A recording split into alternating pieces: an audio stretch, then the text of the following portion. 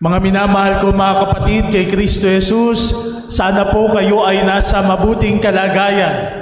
Nasa ika-4 na simbang gabi na tayo. Kumusta na ho kayo? Kaya pa? Kaya pa? Kakayanin natin? Tatapusin yung siyam na gabi? Kaya? Kaya sa tulong at sa biyaya ng Panginoon.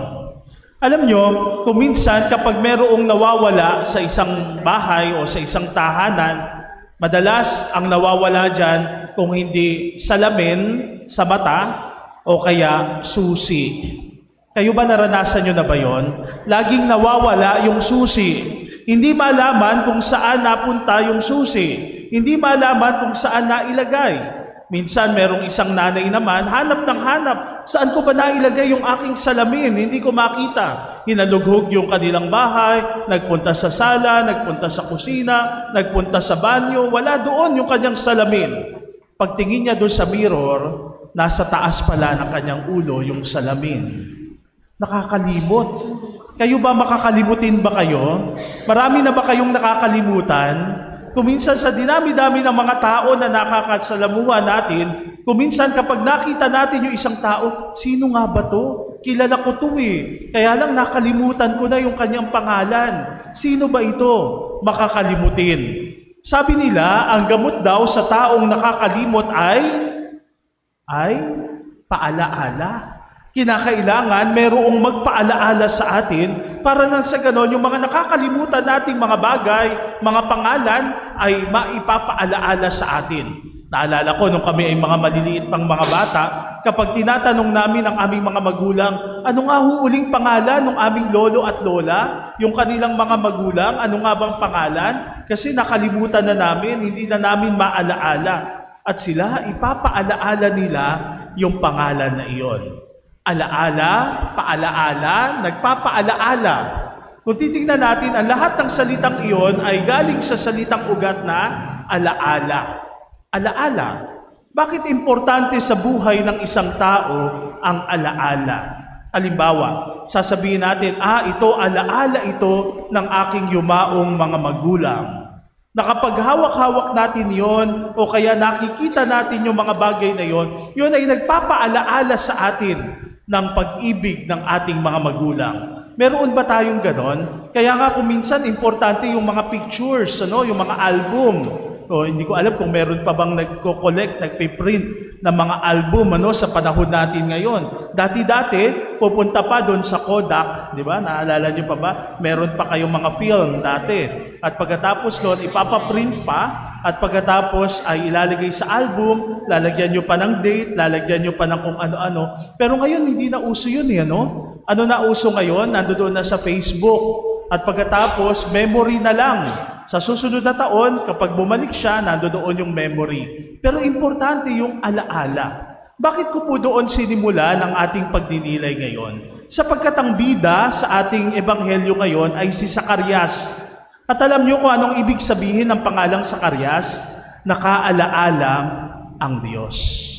Nakaalaala ang Diyos. Yun po yung ibig sabihin ng Zacarias. Na kung saan si Zacarias, siya ay isang saserdote, isang naglilingkod sa Panginoon, isang tapat sa Panginoon. Subalit hindi sila nagkaroon ng anak. Alam niyo, sa kultura ng mga Hudyo, kapag ikaw ay walang anak, ang tingin sa iyo ay mababa. Bakit? Kasi importante sa kanila yung dugo, yung magpapatuloy ng kanilang lahi. Kaya nga, nandoon na kahit na sila ay mga saserdote, mataas ang kanilang katungkulan, subalit nandoon pa rin yung kanilang kadustaan. Nandoon pa rin yung kanilang kahihiyan. Bakit? Sapagkat wala silang anak. Subalit sa kabila ng lahat ng iyon, nanatili silang tapat sa Diyos. Siguro yun po ang magandang tingnan natin, yung katapatan ni Zacarias na sa kabila ng kanilang mga kahilingan, sa kabila ng hindi tinutupad ng Diyos yung kanilang mga kahilingan, yung kanilang nais, subalit sila'y nananatiling tapat sa Diyos sapagkat alam nila na kapag ibinigay ng Diyos sa kanila, ibibigay iyon sa kanyang takdang oras, sa kanyang takdang panahon. Diba? Ganun po yun mga kapatid, na yung panalangin natin, kapag tayo ay nagdadasal sa Diyos, lahat ng panalangin ay sinasagot ng Diyos. Pwedeng ang sagot ng Diyos ay oo, ibibigay niya sa atin kaagad yung ating kahilingan. Maaaring ang sagot ng Diyos ay hindi, sapagkat makakasama sa atin yung mga bagay na iyan. O maaaring ang sagot ng Diyos ay merong tamang panahon para diyan. At kapag dumating yung takdang oras, takdang panahon para doon, yun yung the best para sa atin. Kaya nga kung titingnan natin mga kapatid, kahit doon sa katandaan ni Zacarias at Elizabeth, hindi sila nawala ng loob. Hindi sila nawala ng pag-asa. Kung minsan, tayo kontit bumagsak, kontit nahirapan, kontit nabigo sa pag-ibig, nabigo sa iba't ibang mga bagay, nabigo sa board exam, nabigo sa iba't ibang mga hanap buhay, parang ayaw na natin. Sumusuko na tayo. Pero si Zacarias at si Elizabeth, sila'y nanatiling tapat sa Diyos.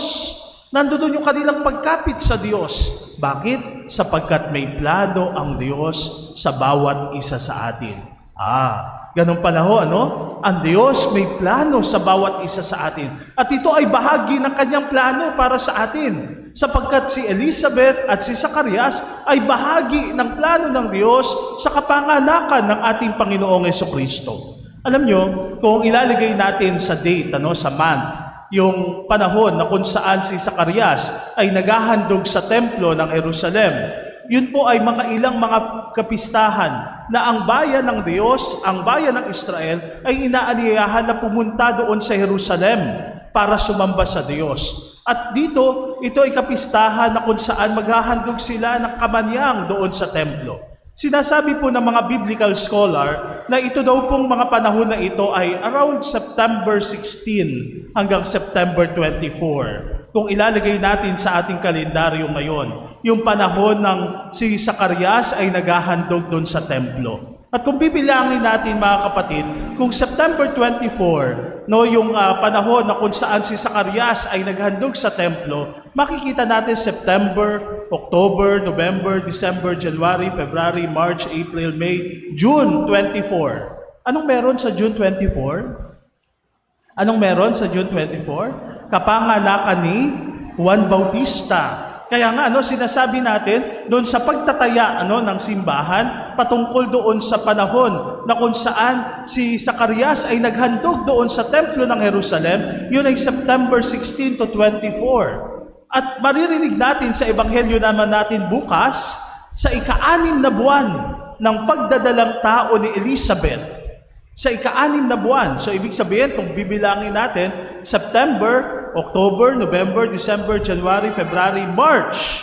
Yung March 25 naman, yun yung panahon na kung saan ang Anghel Gabriel ay dumalaw naman sa ating mahal na inang, si Maria. Yun yung panahon na kung saan ipinahayag na si Maria ay maglilihi at manganganak. Yan ay nakasulat sa Biblia. Sa ika-6 na buwan ng pagdadalang tao ni Elizabeth, doon nagpakita ang Anghel Gabriel kay Maria. At alam natin yan, kung bibilangin natin, yung March 25, March, April, May, June, July, August, September, October, November, December. December 25. Nandoon yung pagtataya natin kung kailan sinabi natin na ito yung pagdiriwang natin ng Pasko, ng kapanganakan ng ating Panginoong Jesucristo. Na base sa Biblia, sa paghahandog ng kamanyang ni Zacarias at nandoon din yung panahon ng ika-6 na buwan ng pagdadalang tao ni Elizabeth. Mga kapatid, kung titingnan po natin, nakaalaala ang Diyos. Hindi nakalimot ang Diyos kay Zacarias. At yung paalaala na yon, yung alaala na yon ay nanatiling buhay para sa Kanya. Alam nyo ba mga kapatid, ang tawag din natin sa misa ay alaala. Alaala, remembrance, paalaala. Pero ito ay buhay na alaala ng ating Panginoong Jesucristo. Hindi ito parang iisipin lamang natin. Bagkus, ginagawa nitong buhay ang pagpapakasakit, ang pagkamatay at muling pagkabuhay ng ating Panginoong Jesucristo. Kaya importante po mga kapatid, yung alaala. Yung paalaala. Huling punto po para sa ating pagninilay. Sana tayo rin ay maging Zacarias sa iba. Alam niyo mga kapatid, sa paglingon natin sa ating kapaligiran, napakaraming mga kabataan, napakaraming mga tao ang nakakalimot. Nakakalimot na magdasal. Nakakalimot na magsimba. Nakakalimot na rumispeto. Nakakalimot na gumalang. Nakakalimot na ng magmahal.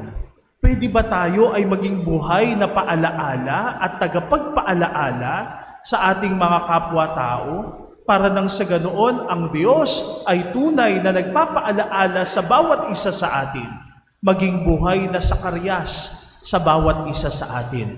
Nakaalaala ang Diyos. At dun sa paalaalang iyon, tayo ay magiging isa at sama-samang naglalakbay patungo sa kaharian ng Diyos. Halina mga kapatid, maging buhay na alaala ng Diyos. Amen.